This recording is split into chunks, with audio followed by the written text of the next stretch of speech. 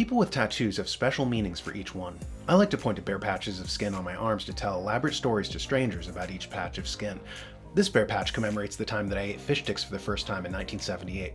This bare patch is symbolic of my astrological sign, Pegasus. Pegasus? That's not even a sign in the zodiac. Ha! Spoken like someone born under the sign of the phoenix.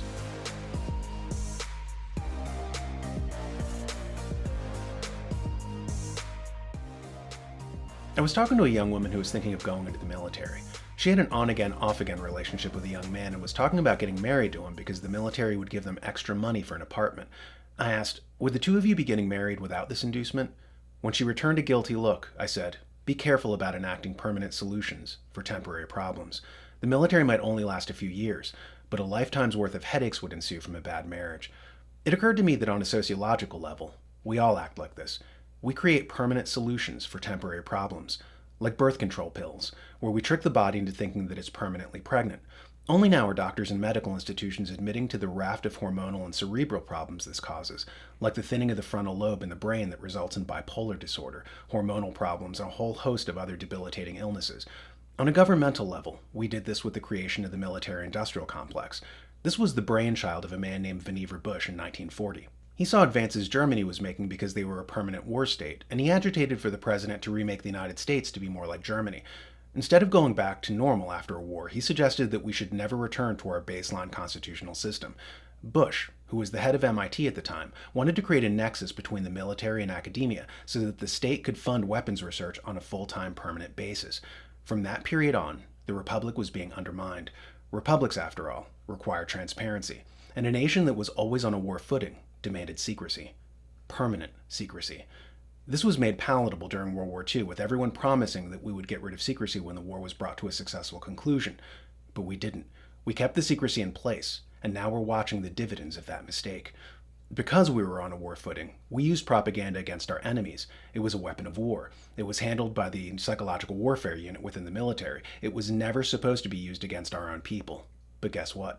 After the war ended, and we had no overt enemies anymore, it was turned against our own populace. Likewise with NATO, we created this international fighting force upon the pretext of counteracting the Soviet Union. Okay, the Soviet Union is gone, but was NATO abolished afterward? No. We created a permanent solution for a temporary problem. Like the CIA. They were created in 1947 as Truman was recalibrating the United States for the Cold War. We were told that they were to protect us from the communists. Military historian Martin Van Creveld talks about the power shift after World War II in his book, The Transformation of War. He says that since the atom bomb took conventional war off the table after its introduction in 1945, power moved from the military to the CIA. Intelligence agencies were the new model. To our great horror, the power shift didn't stop there. The CIA took over our media, using front companies like Capital Cities run by future CIA head William Casey, to buy up companies like Disney, which owned ABC and a host of other media outlets. So the CIA was controlling our news and entertainment. KGB defector Yuri Bezmenov warned against intelligence agencies. He said that back in the Soviet Union, a full 85% of the KGB's budget was not for counter-espionage, but for media control to manipulate their own population. The CIA is a little different. See here. I know that espionage intelligence gathering looks more romantic. It sells more deodorants through the advertising, probably. That's why your Hollywood producers are so crazy about James Bond type of thrillers. But in reality, the main emphasis of the KGB is not in the area of intelligence at all.